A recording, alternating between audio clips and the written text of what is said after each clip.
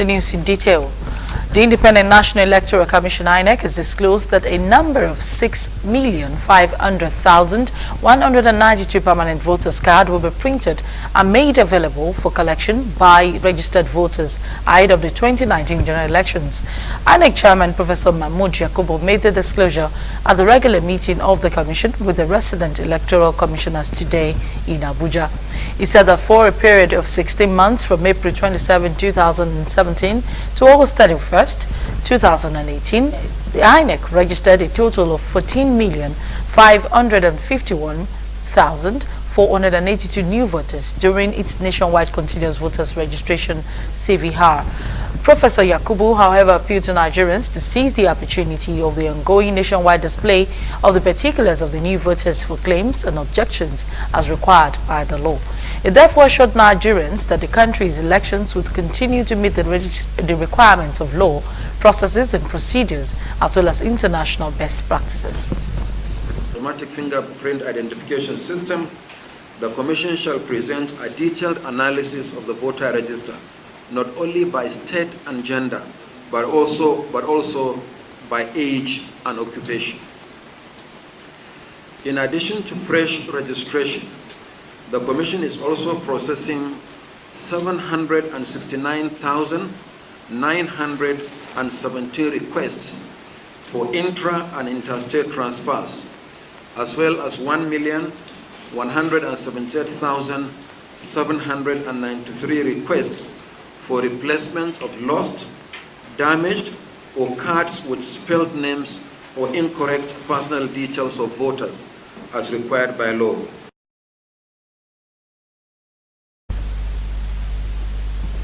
The gubernatorial candidate of the Action Democratic Party in Lagos State, Babatunde Gbadamosi, has kicked against the rising debt profile of the state at both the international and domestic markets.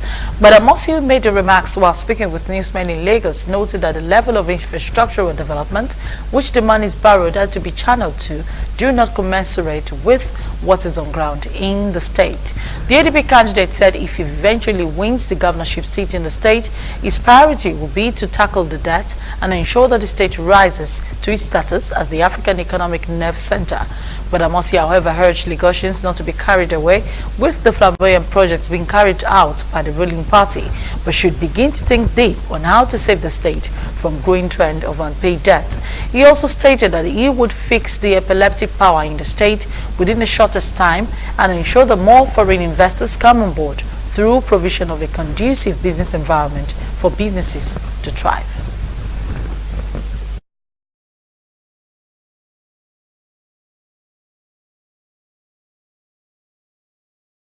A civil servant in Lagos State can barely afford to feed their families, educate their children, live a decent life legitimately on their salaries.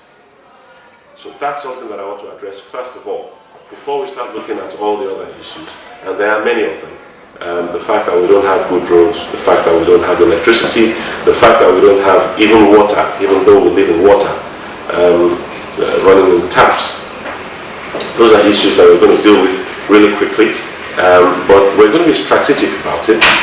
And one of the strategies we'll be pursuing will be to look at the daily cost of living, the cost of living from day to day for all Lagosians. We want to reduce that as quickly and as practically as possible.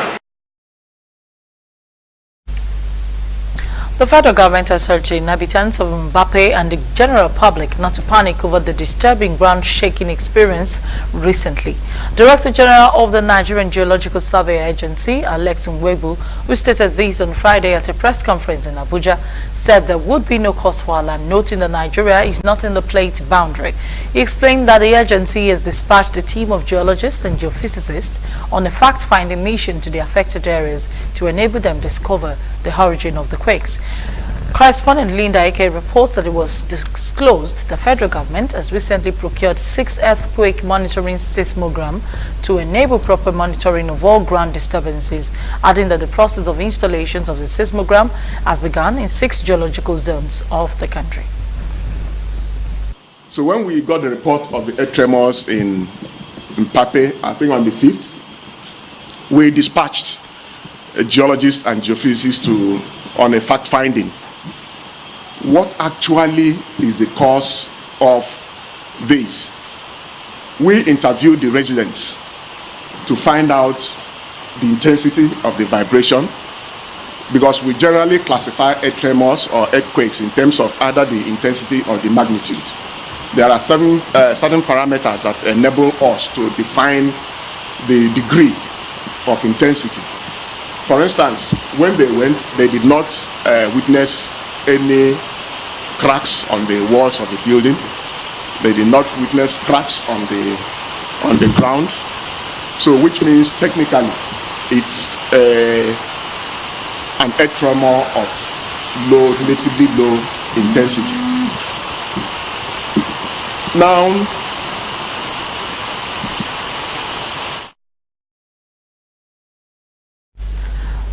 the vibration started around 2:30 p.m. on the 5th of September 2018 and lasted about the second, but recorded 3 hours later around 5:30 p.m. The vibration again was felt around 8 p.m., which lasted for about 10 minutes. Health statesman Edwin Clark has faulted the police leadership for dismissing the 3 inspectors who raided his home. The Ijaw leader believes that officers led by an assistant superintendent of police ASP, who has also been suspended, could not have embarked on the operation without the knowledge of the police authorities. The other statesman claims that the Assistant Inspector General of Police, AIG in charge of federal intelligence, instructed the search of his home. He wondered why the police authorities that should know the masterminds and conspirators of the invasion went after the 4 junior officers whom he said were merely carrying out instructions from their superiors. The Ijaw leader stressed that no one should pretend or deceive Nigerians. He insisted that the police officers who came to his house to carry out the raid did not do it on their own. Aggrieved workers under the aegis of the National Union of Electricity Employees (NUEE) and other allied unions in the power sector have once again picketed the Egbe Thermal Power Station over unfair labor practices. The aggrieved workers who stormed the Ikorodu power plant barricaded the main entrance of the thermal power station, shutting it from the outside world. Their grievances are that Egbe Power PLC has refused to have conditions of service that enjoy joint authorship with the workers. The company has refused unionization of workers in the workplace, other non-core assets and land-grabbing activities in Egbe and Ijede towns. The protesting workers chanted solidarity songs and displayed placards with several inscriptions to drive home their demands, defying the heavy downpour of the rain. The team of Nigerian police from the area N, led by Area Commander ACP Muhammad Amadu, mounted a armored personal carrier close to the scene. Anti-labor disposition following the privatization of the power industry in 2013, precisely 1st November. From 1st November 2013 till date, they have been operating without conditions of service. There's no conditions of service that enjoy joint authorship with the workers here. They have refused the unionization of workers in this place. They have gone as far as equally destroying the roofs of a transmission company of Nigeria workers that reside within the quarters here. They have been involved in taking assets that was not part of the item. As rain here, we were inside the rain because we believe in this cause that we have embarked upon, and we are hoping that those people that are beating the drums for them, that are up there, they will equally reason later and see the need for them to dialogue with labor. You can't beat a child and ask that child not to cry. It is impossible. You can't be dealing with us. You don't allow workers' rights to have the order of the day here, and you will say the union should not protest. We will continue to do that. It is our legal right. We have come to picket an irresponsible corporate company who is operating in Nigeria that does not know the labor laws of this country, or knows it but throws it under the carpet and decides to treat Nigerians like slaves in their fatherland. That is what we are saying cannot continue to happen. We also here to support the agitation of the community who have identified with us, because these people have been grabbing their lands. You bought a place, you do not buy the plant and the whole land. Now they have come like land grabbers to take everything that even belongs to the community they met, because they think they have power, they can intimidate anybody with the powers that be. We will not allow that. They are Nigerians, and injury to one is injury to all. We will continue to defend the rights of Nigerians. In 1996 or before 98, they had their major work efforts in Nigeria, and after which they relocated from Nigeria and they came back to purchase Nigerians' biggest transmission plants, Egbe. And like we have seen, they've shown how terrible they can be in refusing till this moment to dialogue. But from the United Labour Congress and Nuhi, we are ready to be here as much as long. Lagos State Deputy Governor Dr. Idirat Oluranti Adebule has ordered all schools in the state to follow the school's calendar jointly and resume on the 10th of September 2018. Dr. Idirat Adebule, who disclosed this while speaking at the education sectorial meeting, frowned at a situation in which some private schools open a week before or after the agreed date. Adebule warned that any school found breaking the rules will be sanctioned. In a statement signed by the Deputy Director Public Affairs Adesegun Ogundeji, the Deputy Governor said the use of a uniform calendar helps with proper planning and ensure the students attend school for the number of days required in a term. She also commended teachers for their commitment to their work and advised all students to devote more time to their studies and shun all vices. The Osun State government is set to host the first ever international agricultural exhibition and conference aimed at enhancing performance and improving agricultural production, sustainability, value addition with marketing in Nigeria. The conference, tagged Agritech Nigeria Osun 2018, is scheduled to hold in Osogbo, the state capital, between 20th and 24th of November. Correspondent Abbas Okonjoji reports that the organizers of the program say about 136 countries will participate in the conference.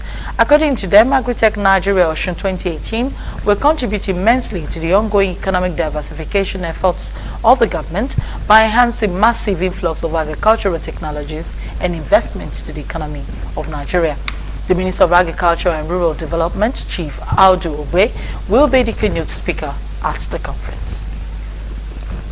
The way we used to farm our past, we are trying to introduce our own people to modern agric practices, the latest equipment.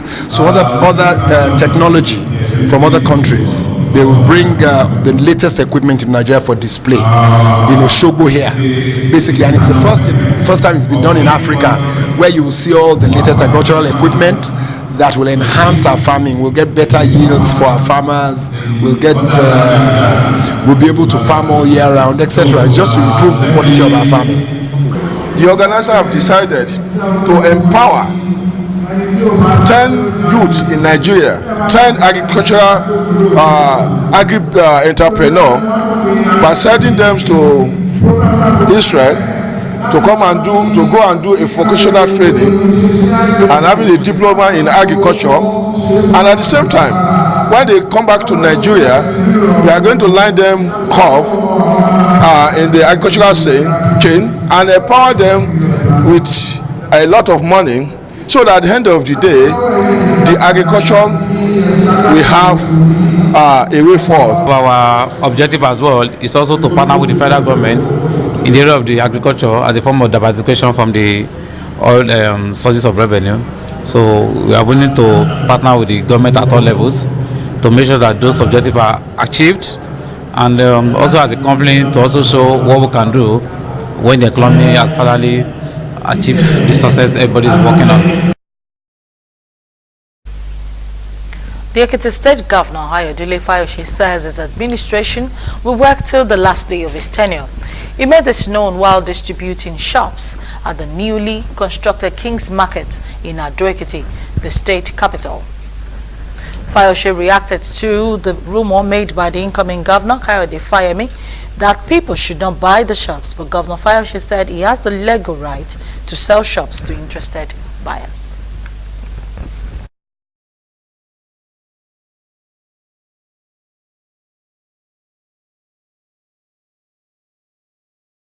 Remember that I was elected for a 4-year term, and in my 4-year term expires in about 6 weeks' time. I will function to the last day of my departure. If he likes, let him come and do whatever he likes. That is his tenure, and the record will be in his name, not in my name. Does he want to ask me whether he built the market? I built it, and I'm allocating it. People sell markets off plan from without putting one block on the foundation. You can sell it. So what's the big deal? But what is important to me is that there should be a level playing ground. You don't have to know the governor, you don't have to know anybody before you can get this shop. The Central Bank of Nigeria has deducted a total of 5.61 billion naira from the accounts of 3 banks as fines it imposed on them last week for alleged illegal repatriation of funds for telecoms giant MTN. According to a report by international media, the 3 banks include Standard Chartered, which was debited 2.47 billion naira, Stanbic IBTC was debited 1.88 billion naira, and Citibank Nigeria was debited 1.26 billion naira. Although 4 banks were sanctioned last week by the regulator, it is not yet clear if the 250 million fine was on Diamond Bank was deducted from its account by the CBN. Meanwhile, Standard Bank and Citibank have confirmed the deductions and notified their parent companies in South Africa and the United States about the development, pledging full cooperation with the CBN to resolve the issue as soon as possible. In a statement on Thursday, Standard Bank said following our earlier announcement to the Nigerian Stock Exchange NSE on the 30th of August 2018 in respect of a penalty of 1.886 billion naira imposed by the Central Bank of Nigeria CBN on our banking subsidiary Stanbic IBTC Bank PLC in relation to the remittance of the foreign exchange on the basis of certain capital importation certificates issued to MTN Nigeria Communications Limited. We write to update the NSE that the CBN has debited the account of a banking subsidiary with the CBN for the full amount of the above stated fine advised to the bank. End of quote.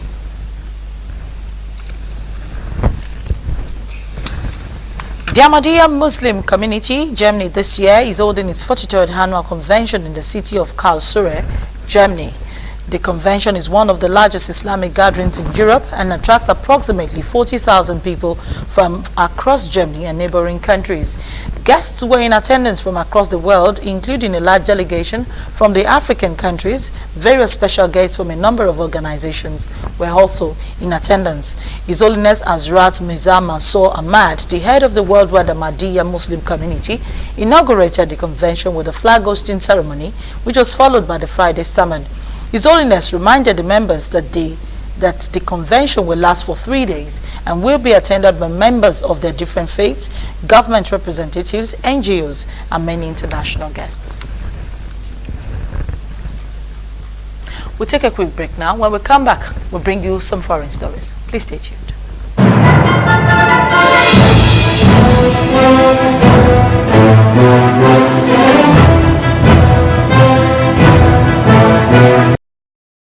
Speed. The frontrunner in Brazil's presidential election, Javier Bolsonaro, has been stabbed at a campaign rally after he was attacked amidst a crowd in the southeast state of Minas Gerais. A suspect was arrested. Hospital officials said the far-right controversial politician, who has outraged many in Brazil with racist and homophobic comments, and has performed strongly in recent opinion polls, had surgery for injuries to his intestine and is expected to recover. The polls suggest he will get the most votes in next month's presidential elections if former President Luiz Inácio Lula da Silva remains blocked from standing.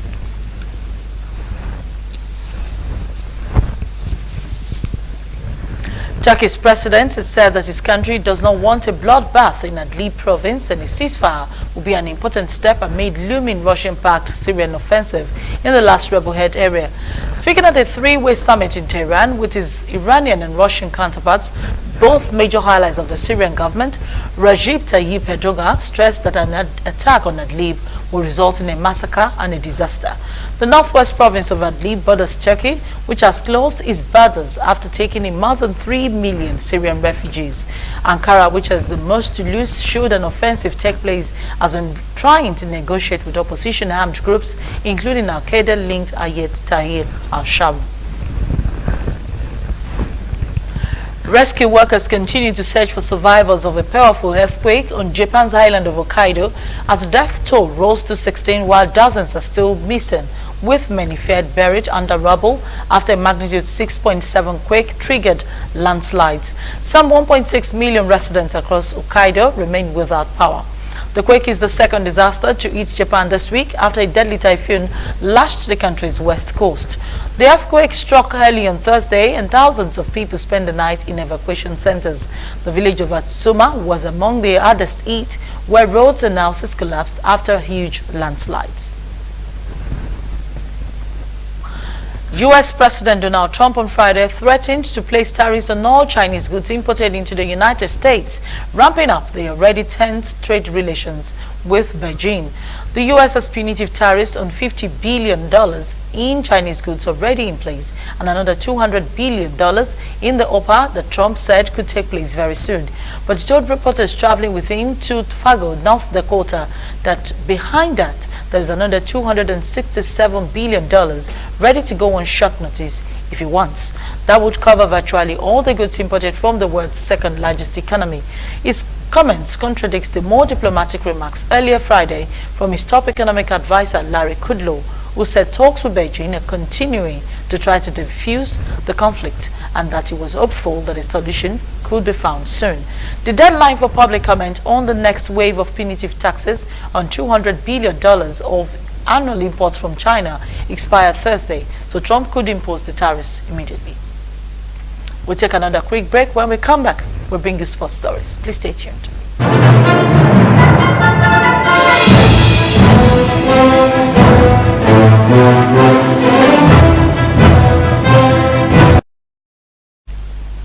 Welcome back. Three-time champions, the Super Eagles of Nigeria, will on Saturday confront their counterpart from Seychelles, the Pirates, in a 2019 African Cup of Nations qualifier. The Eagles are seeking first maximum points in their group in the away game after losing their opening qualifier 2-0 in Uyo, Akwa Ibom to South Africa last year. Nigeria's head coach General has warned his players against looking down on their host, while Seychelles coach Gavin Jean believes his team poses a threat to the ambition of the Eagles to collect all 3 points when they clash. He said Seychelles might be a minor in African football, but they have the potentials of causing an upset. Short Pesitao, who rounded the goalkeeper and made it 2-0 to Bafana Bafana. And it's heading toward the goal, just tap it in, it's the goal, and again, South Africa through the Super. In another AFCON qualifier, the Bafana Bafana of South Africa are in good frame of mind to maintain leadership position when the trade tackles with Libya. The indomitable Lions of Cameroon are away to Comoros Island, while Gambia hosts Algeria, just as Pharaohs of Egypt entertain their Niger Republic counterparts. Atlas Lions of Morocco square up Malawi. Elephants of Cote d'Ivoire are away to Rwanda. Liberia lock horns with Congo DR. The English Premier League continues this weekend with Week 5 fixtures spread across 10 centres. Liverpool seek to hold on to top spot in their away game to Tottenham Hotspur, who are determined to secure the 3 points at stake with their home advantage. Maximum points could also be for grab for second place Chelsea, who also have the home advantage against Cardiff City. Title holders Manchester City lock horns with Fulham, while City rivals Manchester United trade tackles with Watford, just as Newcastle entertains Arsenal. Leicester City are away to Bournemouth. Wolverhampton face Burnley. And finally in tennis, 6-time champion Serena Williams swept aside Anastasia Sevastova to reach a night U.S. Open final, where she'll face Japanese trailblazer Naomi Osaka. Williams needed just 66 minutes to dispatch the 19th seed Sevastova 6-3 and 6-0.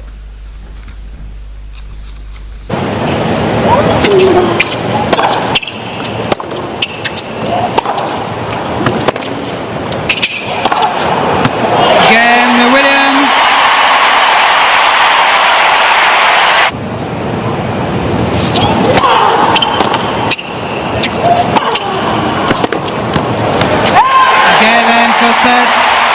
Williams 6-3.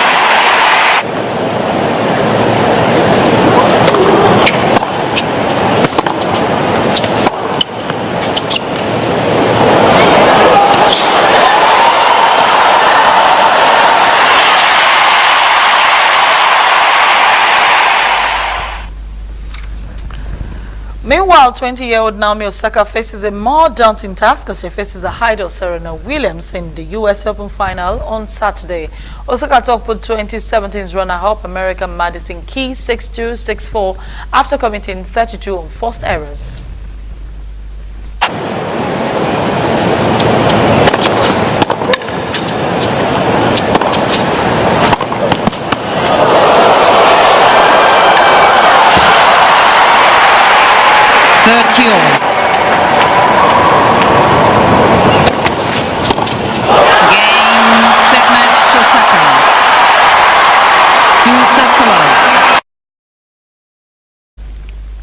And with that, we end the news tonight. But before we go, a quick recap of our top stories. The Independent National Electoral Commission, INEC, has disclosed that a number of 60,500,192 permanent voters' cards will be printed and made available for collection by registered voters ahead of the 2019 general elections. The federal government has urged the inhabitants of Mbappe and the general Abuja occupants not to panic over the disturbing ground-shaking experience recently, as a team of geologists and geophysicists on a fact-finding mission have been dispatched to the affected areas. On the foreign scene, the front-runner in Brazil's presidential election, Jair Bolsonaro, has been stabbed at a campaign rally after he was attacked amidst a crowd in southeast of Minas Gerais. And on sports, Super Eagles will face Seychelles on the next 2019 African Cup of Nations qualifier. The Eagles are seeking first maximum points in their group in their away game after losing the qualifier to South Africa 2-0 in Akwa Ibom, Uyo. That ends the primetime news. Thank you for joining us tonight. You can stay in touch with MITV via our social media handles. Join us on Facebook on MITV/Lagos and on Twitter, MITV.ng. I'm Tomisin Ojo. Have a pleasant night rest.